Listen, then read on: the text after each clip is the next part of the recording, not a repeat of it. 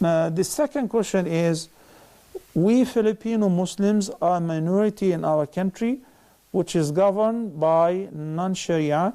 This year we will have our presidential elections. As a Muslim, is it permissible for us to vote our leader of our choice? That Muslims are candidates you choose. Hence, how would you connect or relate our situation as Muslims to the first question? Okay, I guess I got your point. In this particular situation, which is Muslims who are living as a minority in non-Muslim societies, do they have the right, or is it permissible for them to nominate and elect nominees whom they know that by participating in this political activities, that this person who is a non-Muslim or a Muslim who is not a practicing Muslim, or even if he's a practicing Muslim, he will not be able to change the law or the constitution. Is it permissible? We don't look at it that simple. Rather, we look at it based on the benefit-risk ratio, masalih wal mafasid. If it is in a society where your vote will not make any difference, then you should not participate in anything like that. But nowadays, votes really matter.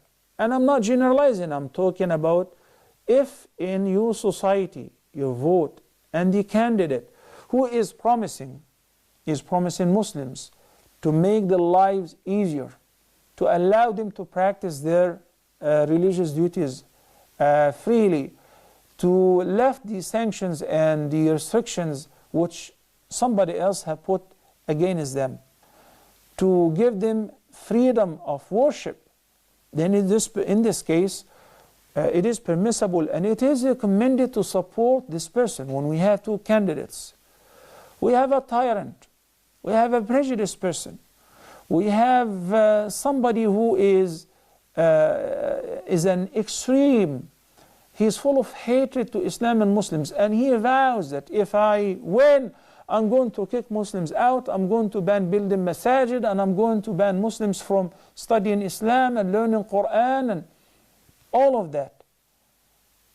It doesn't make any sense to sit back and say we cannot do anything. In fact, you can do a lot because your vote in this case matters. Nowadays, whether in the United States or in any other society, statistically speaking, Muslims outnumber the Jews in all the United States of America.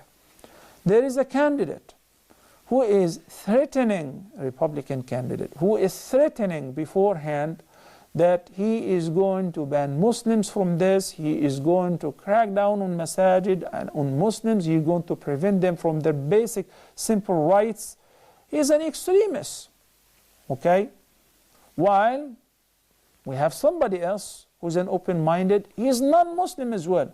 But he says Muslims are like non-Muslims, they have all the rights of citizens to enjoy their free choice, freedom of worship, and all of that, and we have to respect them.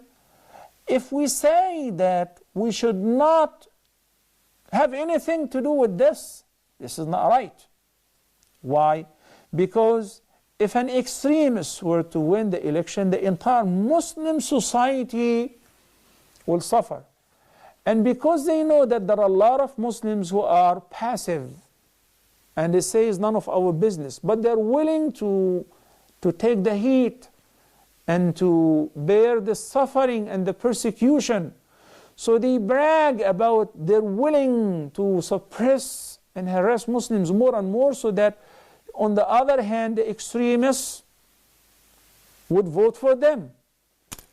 But when they know that there is 8 million Muslims who will not vote for them, and they have maybe a couple million or a similar number of their friends, of their allies, of their colleagues, of their employers, of their employees, of their students, of their teachers who have dealt with Muslims, and they know that they are absolutely great people, so they will support them in their votes. In this case, the nominees will compete with each other as who is going to serve the Muslim cause better or more.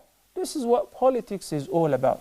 So we do not nominate nor elect or vote because we're obsessed with the political operation. Politics is a bunch of lies.